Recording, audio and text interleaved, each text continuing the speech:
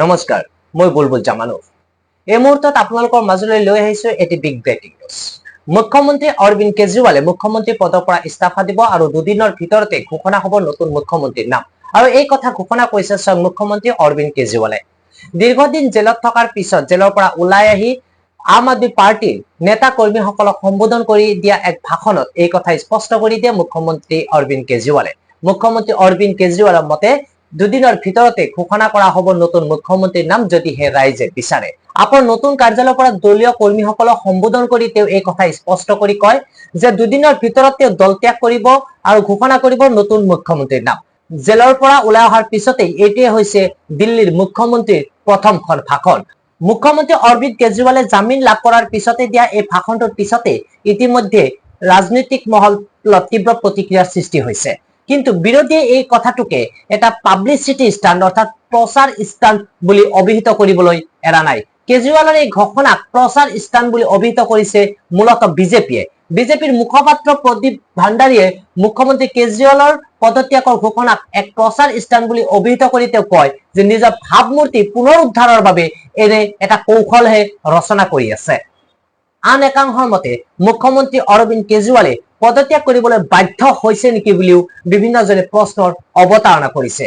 কিয়নো উচ্চতম ন্যায়ালয়ৰ নিৰ্দেশ অনুসৰি তেওঁ মুখ্যমন্ত্ৰী পদৰ পৰা পদত্যাগ কৰিবলৈ বাধ্য হৈছে বুলি বিজেপিৰ এক সূত্ৰই উল্লেখ কৰে।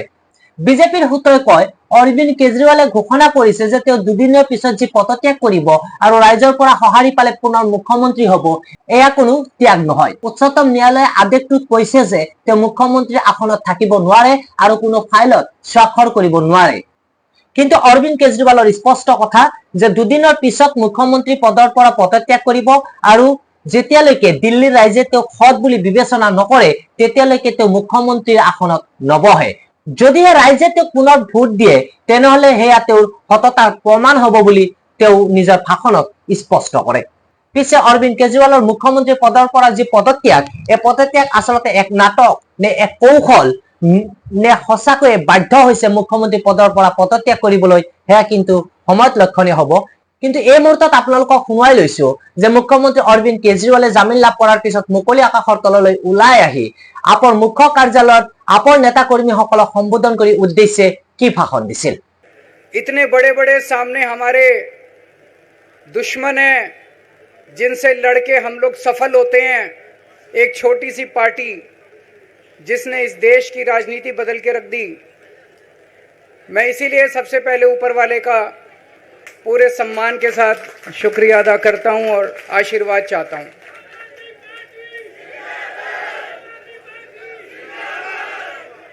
मैं उन लाखों लाखों लोगों का शुक्रिया अदा करता हूं जिन्होंने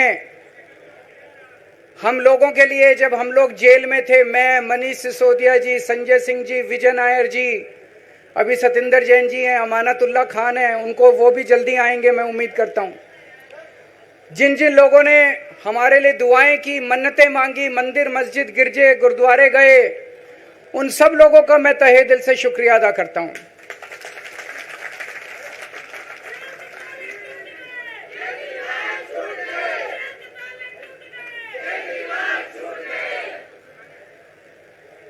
जेल में काफी वक्त मिला सोचने का, पढ़ने का, और कई किताबें पढ़ी, पॉलिटिकल किताबें पढ़ी, अपने स्वतंत्रता के आंदोलन की किताबें पढ़ी, गीता कई बार पढ़ी, रामायण पढ़ी, महाभारत पढ़ी।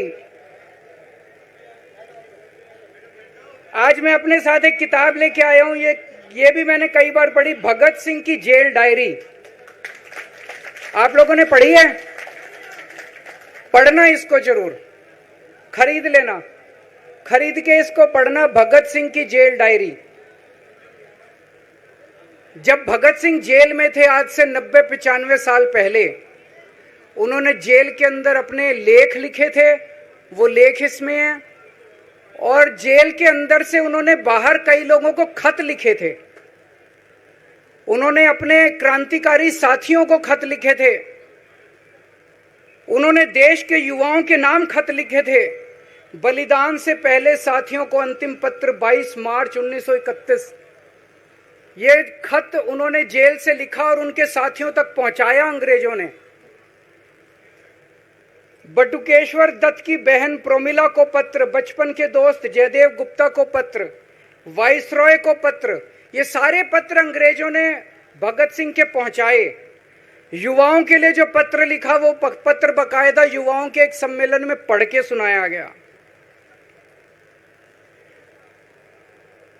भगत सिंह की शहादत के 95 साल बाद आजाद भारत के अंदर एक क्रांतिकारी मुख्यमंत्री जेल गया। मैं अभी जेल गया, मैंने जेल से एक ही पत्र लिखा था एलजी साहब को। 15 अगस्त था, देश का स्वाधीनता दिवस था। देश के आजादी के दिवस के ऊपर दिल्ली का मुख्यमंत्री दिल्ली सरकार की तरफ से झंडा फहराता है। मैंने एलजी साहब को 3 दिन पहले चिट्ठी लिखी, 15 अगस्त के 3 दिन पहले, कि एलजी साहब, मैं चूंकि जेल में हूं, मेरी जगह आतिशी जी को झंडा फहराने की इजाजत दी जाए। कुछ गलत तो नहीं लिखा? वो चिट्ठी मेरी एलजी साहब तक नहीं पहुंचाई गई, मुझे चिट्ठी वापस करी गई और मेरे को ये वार्निंग जारी की गई। ये वार्निंग भी लेके आया हूं, जिंदगी भर साथ रखूंगा ये मेरे को वार्निंग दी गई कि दूसरी बार अगर आपने एलजी साहब को चिट्ठी लिखने की हिम्मत करी तो आपके साथ जो फैमिली मुलाकात होती है हर हफ्ते, वो फैमिली मुलाकात बंद कर दी जाएगी। मैं मन में सोच रहा था, अंग्रेजों ने भी नहीं सोचा था कि आजाद भारत के अंदर 95 साल के बाद अंग्रेजों से ज्यादा क्रूर और अत्याचारी शासक इस देश के ऊपर आएगा। आपने सुना होगा बटुकेश्वर दत्त और भगत सिंह ने असेंबली में एक बम फेंका था, या सुना सब लोगों ने? तो दोनों को जेल हुई, दोनों को एक ही जेल में रखा गया, बगल बगल वाली कोठरी में रखा गया। ये मैं चिट्ठी पढ़ के सुना रहा हूं आपको भगत सिंह की, जो उन्होंने प्रोमिला को, बटुकेश्वर दत्त की बहन को लिखा। कल रात बट्टू को किसी दूसरी जेल में भेज दिया गया है, तब तक वो उनके साथ ही था भगत सिंह के। ये चिट्ठी 17 जुलाई 1930 की है। उनकी जुदाई मेरे लिए असहाय हो रही है। भगत सिंह लिख रहे हैं बटुकेश्वर दत्त की बहन को कि बटुकेश्वर दत्त की जुदाई मेरे लिए असहनीय हो रही है। आज पहला दिन है जब मैं अपने को पूरी तरह उद्विग्न पा रहा हूं और मेरे लिए हर मिनट एक बोझ बन गया है। एक मित्र से जुदा होना सचमुच सगे भाई से भी ज्यादा प्रिय थे मेरे को बटुकेश्वर। तो दोनों साथ रहते थे। 95 साल के बाद मनीष सिसोदिया और केजरीवाल एक ही केस में जेल जाते हैं। मनीष सिसोदिया को अलग जेल में रखते हैं, मेरे को अलग जेल में रखते हैं, साथ मिलने की इजाजत नहीं दी जाती। आजादी की लड़ाई जब हुई, जवाहरलाल नेहरू जेल गए, महात्मा गांधी जेल गए, बाबा साहब अंबेडकर जेल गए, चंद्रशेखर आजाद जेल गए, अशफाकुल्ला जेल गए, कितने स्वतंत्रता सेनानी जेल गए, कई कई सालों तक जेल गए। जब वो जेल जाते थे, उनसे मुलाकात के लिए उनके साथी उनसे मिलने जाया करते थे, उनके घर के लोग जाते थे, उनके रिश्तेदार उनसे मिलने जाते थे, और जब वो मिलने के लिए जाते थे वो उनसे पॉलिटिकल बातें करते थे। वो उनसे बातें करते थे कि कैसे अंग्रेजों को उखाड़ के फेंकना है। जब मिलने के लिए जेल में जाते थे, जब मैं जेल में था, एक दिन संदीप पाठक मेरे से मिलने के लिए आया। मैं भी पॉलिटिकल आदमी हूं, वो भी पॉलिटिकल, हमारी पार्टी का संगठन मंत्री है। आके उसने मेरे से पॉलिटिकल बातें करी। और क्या करता, रोमांटिक बातें थोड़ी करता। तो पॉलिटिकल आदमी वो, पॉलिटिकल आदमी मैंने उससे पूछा देश में क्या चल रहा है, उसने देश की पॉलिटिकल हालत बताई। मैंने उससे पूछा पार्टी में क्या चल रहा है, उसने, संदीप पाठक को ब्लैकलिस्ट कर दिया गया, उसके बाद मेरे से मिलने नहीं दिया गया। भगत सिंह जब फांसी पे चढ़े, उन्होंने सपने में भी नहीं सोचा था कि ऐसा भारत होगा। आज से 95 साल के बाद इस देश के अंदर इतनी क्रूर और अत्याचारी सरकार आएगी कि अंग्रेजों को भी पीछे छोड़ देगी। दोस्तों,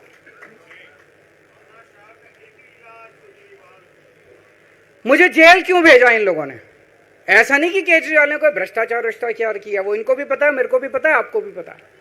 इन्होंने जेल क्यों भेजा मेरे को? इनका मकसद था आम आदमी पार्टी को तोड़ना। इनका मकसद था केजरीवाल के हौसले को तोड़ना, केजरीवाल की हिम्मत को तोड़ना। इन्होंने फॉर्मूला बना रखा है।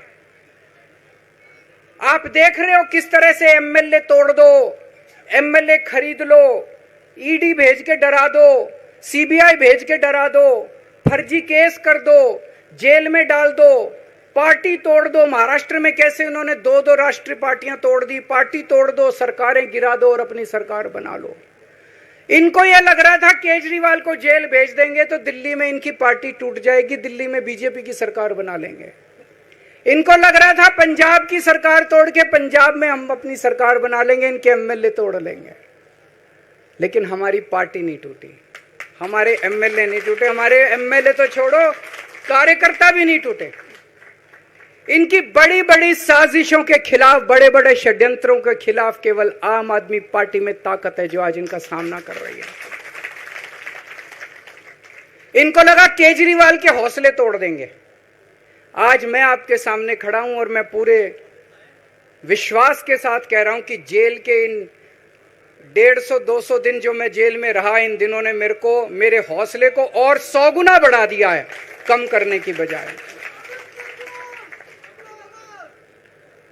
ये लोग पूछते हैं कि केजरीवाल जब जेल में था इसने इस्तीफा क्यों दिया, क्यों नहीं दिया? जेल में से सीएम के पद से इस्तीफा क्यों नहीं दिया?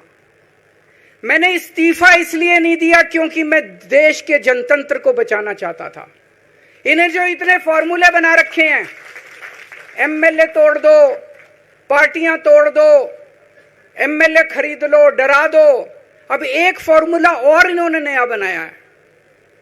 जहां जहां ये चुनाव हारे वहां वहां के मुख्यमंत्री पे फर्जी केस करके उसको गिरफ्तार कर लो और उसकी सरकार गिरा दो। अगर मैं इस्तीफा दे देता, अगर मैं, हेमंत सोरेन साहब ने इस्तीफा दिया, मैं भी इस्तीफा दे देता। इन्होंने सीतारमैया पे भी अभी केस किया है, सीतारमैया साहब के ऊपर। इन्होंने पिनाराई विजयन के ऊपर भी केस कर रखे हैं, ममता दीदी के ऊपर केस कर रखे हैं। ये एक ऑपोजिशन के मुख्यमंत्री को नहीं छोड़ते, एक एक को पकड़ के फर्जी केस कर करके उनको जेल में डाल देते और एक एक की सरकार गिरा देते। मैं जेल में गया, अभी 10 दिन पहले सुप्रीम कोर्ट की एक बेंच ने पूछा सरकार से कि जेल के अंदर से सरकार क्यों नहीं चल सकती। बड़ा आप लोगों ने अखबार में, सुप्रीम कोर्ट ने पूछा है केंद्र सरकार से कि जेल के अंदर से सरकार क्यों नहीं चल सकती, तो जेल के अंदर से सरकार साबित कर दिया हमने। अब मैं देश के सारे नॉन बीजेपी मुख्यमंत्रियों से हाथ जोड़ के विनती करना चाहता हूं, अब अगर प्रधानमंत्री जी हिम्मत करें आप पे फर्जी केस करके आपको जेल में डालें, इस्तीफा मत देना, किसी हालत में इस्तीफा मत देना। जेल से सरकार चलाना हम सबको मिलकर, ऐसा नहीं कि हम पद के लालची हैं, ऐसा नहीं कि मुख्यमंत्री पद हमारे लिए महत्वपूर्ण है, इसलिए क्योंकि हमारे लिए हमारा संविधान जरूरी है, हमारा देश जरूरी है, जनतंत्र जरूरी है, जनतंत्र को बचाना जरूरी है। इतने भारी बहुमत से जीती हुई सरकार, एक बार 70 में से 67 सीट आई, एक बार 70 में से 62 सीट आई, और आप पकड़ के जेल में डाल दोगे और कहोगे इस्तीफा दे। मैं सारे मुख्यमंत्रियों से आज हाथ जोड़ के विनती करना चाहता हूं, इनका ये नया फॉर्मूला भी आम आदमी पार्टी ने फेल कर दिया है, जो इन्होंने नया फॉर्मूला बनाया।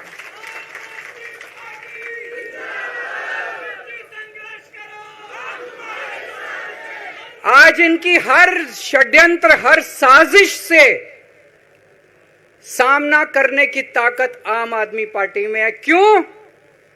क्योंकि हम ईमानदार हैं। दिल्ली में सरकारी स्कूल थे, गरीबों के बच्चे सरकारी स्कूल में पढ़ने जाया करते थे। सरकारी स्कूलों की हालत बहुत खराब थी, गरीबों के बच्चों का कोई भविष्य नहीं था।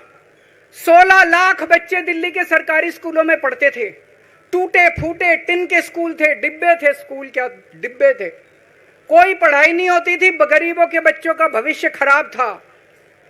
उन गरीबों के बच्चों को पिछले 10 साल के अंदर 18 लाख बच्चों को हमने सरकारी स्कूल अच्छे बना के भविष्य दिया है। हम ये कैसे कर पाए?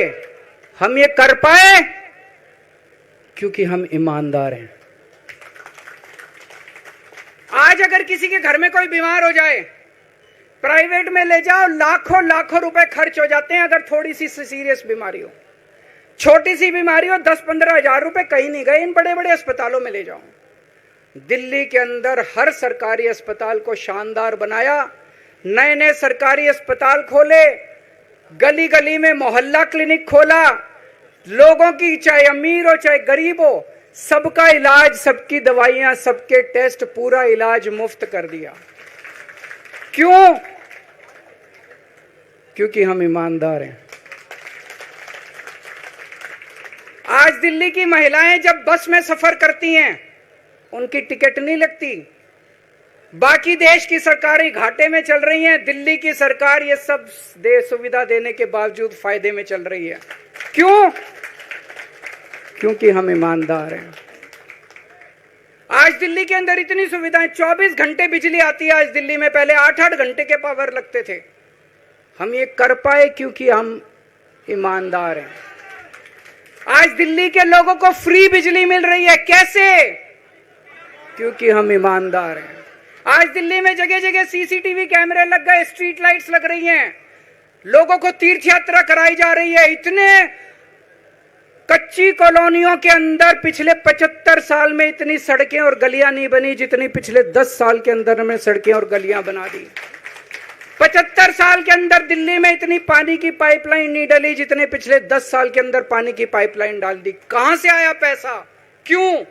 क्योंकि हम ईमानदार हैं। ये हमारी ईमानदारी से डरते हैं, ये हमारी ईमानदारी से डरते हैं। ये बिजली फ्री नहीं कर सकते, क्यों? ये बेईमान है।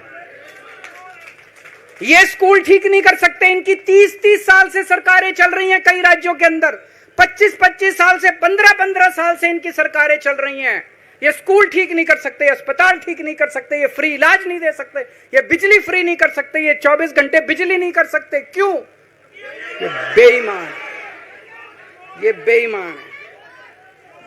आज इन्होंने ईडी छोड़ दी, इनकम टैक्स छोड़ दिया, दिल्ली पुलिस छोड़ दी, इतने केस कर दिया हमारे ऊपर, और हम डट के खड़े हैं इनके खिलाफ, इनका मुकाबला कर रहे हैं क्योंकि हम ईमानदार हैं। इसलिए ये मेरे को बेईमान साबित करना चाहते हैं,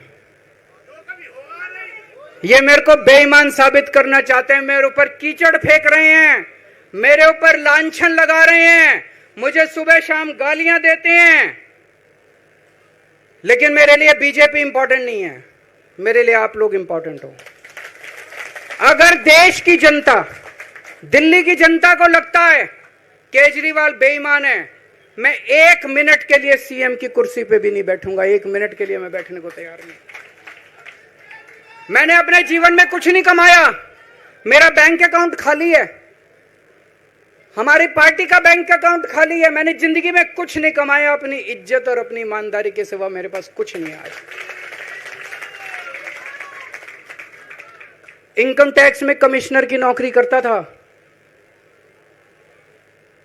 2000 में नौकरी छोड़ के सन 2000 से 2010 तक 10 साल मैंने दिल्ली की झुग्गियों के अंदर बिताए हैं। कुछ महीने दिल्ली की झुग्गियों में जाके रहा मैं, झुग्गी के अंदर, नंद नगरी, सुंदर नगरी की झुग्गियों के अंदर मैंने गली गली में खाक छानी है कि गरीब आदमी रहता कैसे, उसके घर का गुजारा कैसे चलता है। अगर पैसे कमाने हो तो इनकम टैक्स कमिश्नर की नौकरी बुरी नहीं थी। और जब मैंने नौकरी छोड़ी थी तब कोई पार्टी नहीं थी, कुछ नहीं थी। ऐसा नहीं था कि उस टाइम ये था मुख्यमंत्री बनने चला था या कोई पार्टी, कुछ नहीं था, कोई भविष्य नहीं था, केवल देश के लिए जुनून था कि देश के लिए कुछ करना है, देश के लिए कुछ करने हैं। 49 दिन की सरकार के बाद इस्तीफा दिया था, अपने असूलों के लिए इस्तीफा दिया था, किसी ने इस्तीफा मांगा नहीं था, अपने आप इस्तीफा दिया था। आज के तारीख में, आज के जमाने में कोई अपनी चपरासी की नौकरी नहीं छोड़ता। मैंने मुख्यमंत्री की कुर्सी छोड़ी थी, अपने आप छोड़ी थी। ना पद का लालच है, ना दौलत का लालच है, केवल देश के लिए कुछ करने का जुनून है, देश के लिए कुछ करने के लिए आए हैं।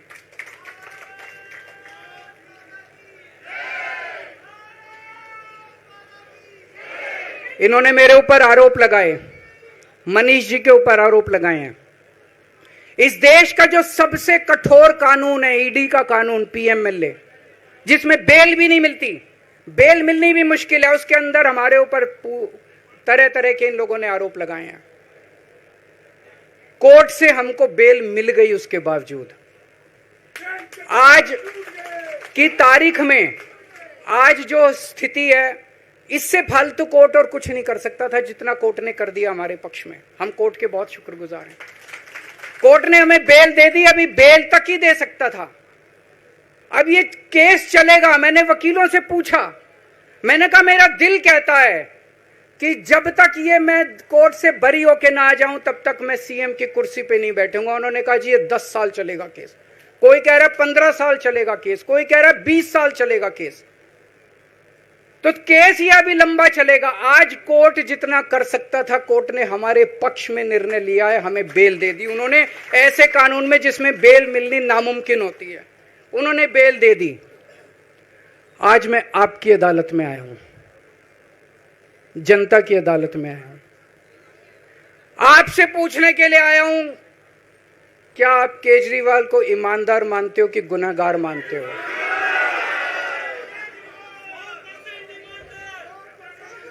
मैं दिल्ली की जनता से पूछना चाहता हूं, मैं देश की जनता से पूछना चाहता हूं कि क्या केजरीवाल ईमानदार है कि गुनहगार है? दोस्तों, 2 दिन के बाद, आज से 2 दिन के बाद मैं सीएम की कुर्सी से इस्तीफा देने जा रहा हूं।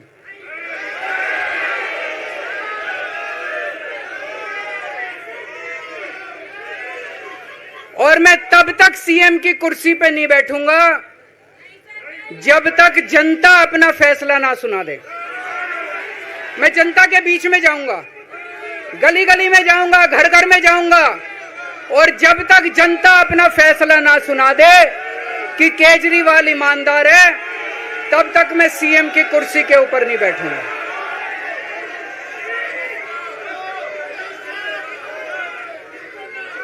आज से कुछ महीने बाद चुनाव है, दिल्ली के चुनाव है। मैं जनता को निवेदन करना चाहता हूं, अपील करना चाहता हूं, अगर आपको लगता है केजरीवाल ईमानदार है, मेरे पक्ष में वोट दे देना। अगर आपको लगता है केजरीवाल गुनहगार है, मेरे को वोट मत देना। आप अगर मेरे को, आपका एक एक वोट मेरी ईमानदारी का सर्टिफिकेट होगा। अगर आप मेरे को वोट देके जिताओगे और अगर आप कहोगे कि केजरीवाल ईमानदार है, तो चुनाव के बाद, उसके बाद जाके मैं सीएम की कुर्सी पे बैठूंगा। तब तक मैं सीएम की कुर्सी पे नहीं बैठूंगा।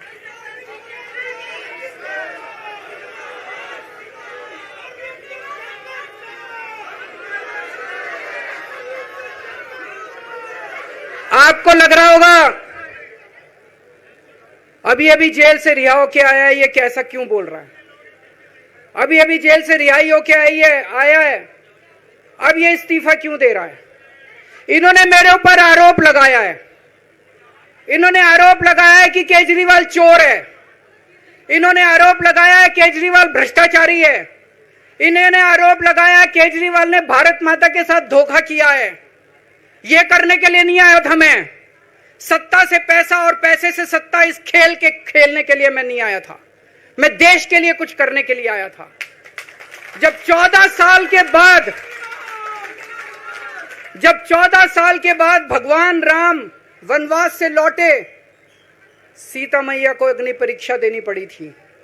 आज मैं जेल से आया हूं, मैं अपनी अग्नि परीक्षा देने के लिए तैयार हूं।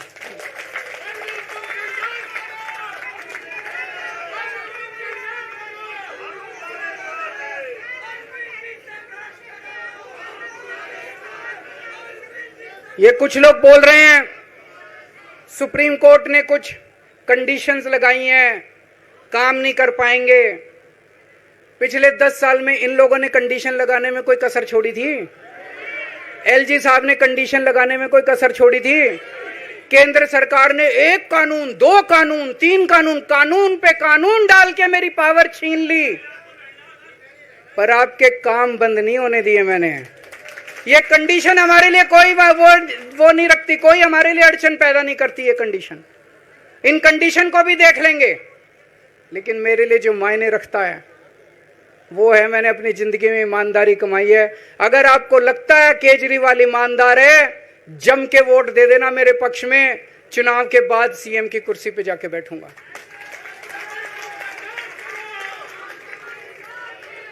फरवरी में चुनाव है। आज इस मंच से मैं मांग करता हूं कि ये चुनाव नवंबर में कराए जाएं, महाराष्ट्र के साथ कराए जाएं, तुरंत कराए जाएं चुनाव। और जब तक आपका फैसला नहीं आएगा तब तक मैं जिम्मेदारी नहीं संभालूंगा। और मैं जब तक चुनाव नहीं होते, मैंने जैसे बताया 2 दिन के बाद मैं अपना इस्तीफा दूंगा। जब तक चुनाव नहीं होते तब तक मेरी जगह आम आदमी पार्टी से कोई और मुख्यमंत्री बनेगा। अगले 2-3 दिन के अंदर विधायक दल की मीटिंग होगी और विधायक दल की मीटिंग में अगले मुख्यमंत्री के नाम का तय किया जाएगा। मैं मनीष जी से बात कर रहा था, जो पीड़ा मेरे मन में है वो पीड़ा मनीष जी के मन में भी है। इनके लिए भी वही सब कहा गया जो मेरे लिए कहा गया है।